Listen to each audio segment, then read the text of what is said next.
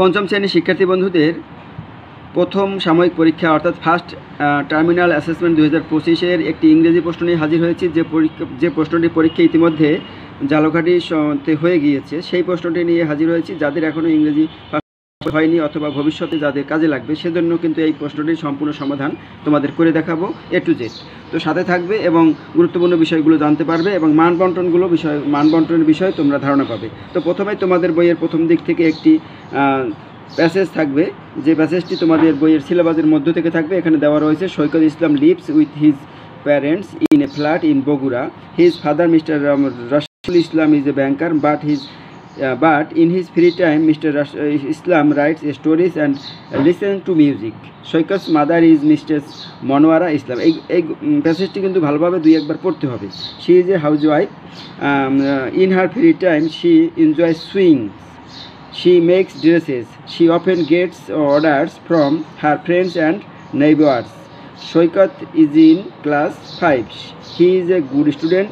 He wants to improve his English, so he watches cartoons on TV every day. He also reads English books. He likes books about animals, especially tigers and lions. তো এই গল্পটি আমরা পড়ার পরে তোমরা এখানে 5টা tick থাকবে, সেই সবসময় তোমাদের এখানে 5টা টিক থাকবে, টিকগুলোর অ্যান্সার করতে হবে। দেখো এখানে Saikat's father works in a bank, অর্থাৎ ব্যাংকে চাকরি করে। Saikat's family lives in an apartment.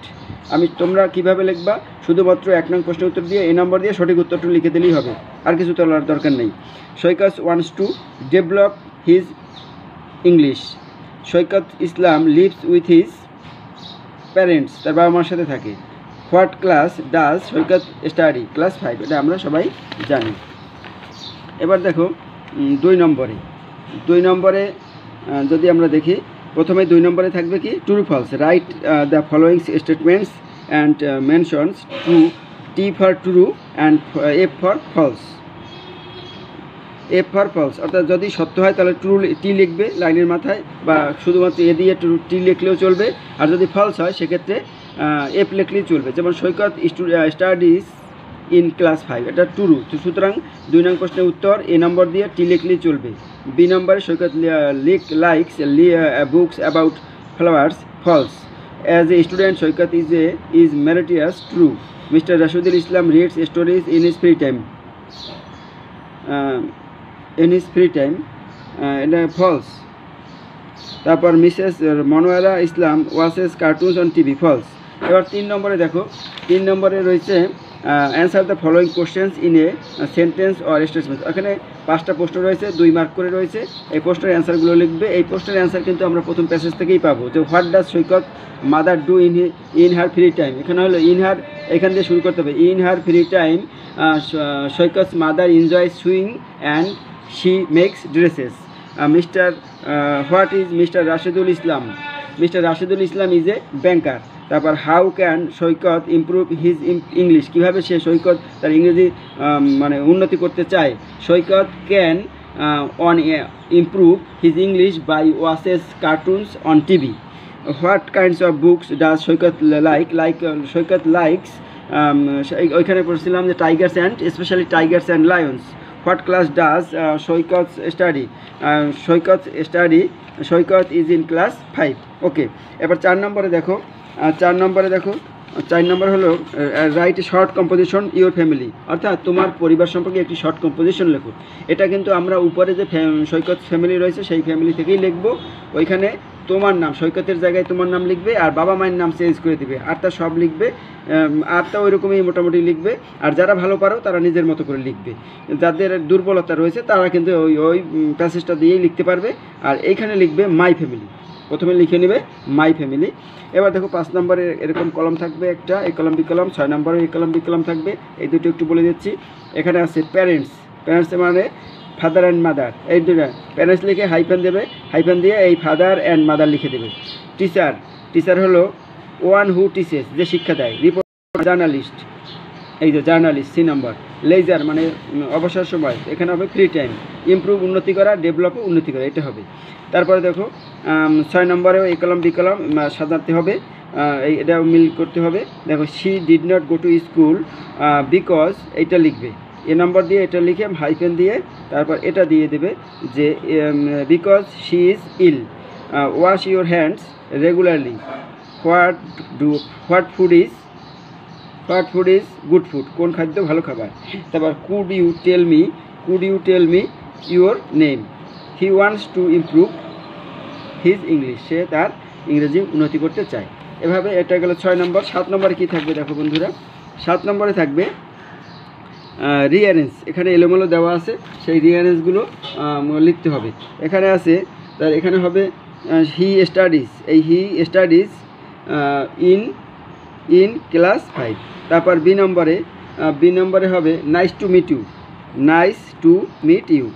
তারপর সি নম্বরে হবে আর ইউ ফ্রম, এই যে আর আসবে প্রথমে, যেহেতু প্রশ্নবোধক চিহ্ন রয়েছে সেখানে আর দিতে হবে আগে, আর ইউ ফ্রম ঢাকা।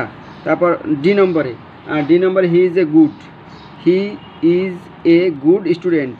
তারপর ই নম্বরে টুডে আগে আসবে, today Seema is at home. Okay, এবার দেখো 8 নম্বরে WH কোশ্চেনগুলো দেখো। এখানে 8 নম্বরে WH কোশ্চেনগুলো আমরা যদি বলি তাহলে এখানে যেহেতু এ বুকস বলছে এখানে হবে হোয়াট ইজ হি রিডিং, সে কী পড়তেছে বই, এই জন্য হোয়াট দিয়ে শুরু করতে হবে।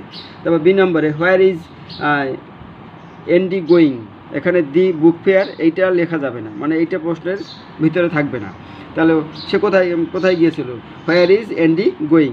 তারপর সি নম্বরে সৈকস মাদার মেক্স ড্রেসেস, এটার প্রশ্নটা করতে হবে হু মেক্স, কারণ সৈকস মাদার ব্যক্তি, সেই জন্য হু মেক্স ড্রেসেস। তারপর ডি নম্বরে হাউ ইজ শি, সে কেমন আছে, এটা হবে হাউ ইজ শি কেমন আছে। তারপর ই নম্বরে লেখো when did the doctor visit, কখন ভিজিট করে, এটা টাইম বুঝাইছে, এখানে হোয়েন দিয়ে প্রশ্ন শুরু হবে। তারপর দেখো rewrite the sentence punctuation marks and capital letter, অর্থাৎ প্রথম অক্ষর বড় হাত দিতে হবে, কমা দিতে হবে, ফুল স্টপ দিতে হবে, এগুলো দিয়ে এই লেখাটা পূর্ণ করতে হবে। এটা কিন্তু তোমাদের এইভাবে আসবে। এবারে আমি একটু 10 নম্বরে যাব, রাইট ফর্ম অফ ভার্বসে। এখানে দেখো he dash to school everyday, এখানে গোস হবে, যেহেতু he third person singular number সেজন্য ভার্বের সাথে ইএস যোগ হয়েছে। শি ইজ ইন ক্লাস 5, এখানে বি হয়ে যাবে ইজ। আই ক্যান, এখানে মিট ই হবে, I can meet you in an hour. তারপর আই অ্যাম, যেহেতু এম আছে, এম এর পরে ভার্বের সাথে আইএনজি হয়, I am going to the book fair.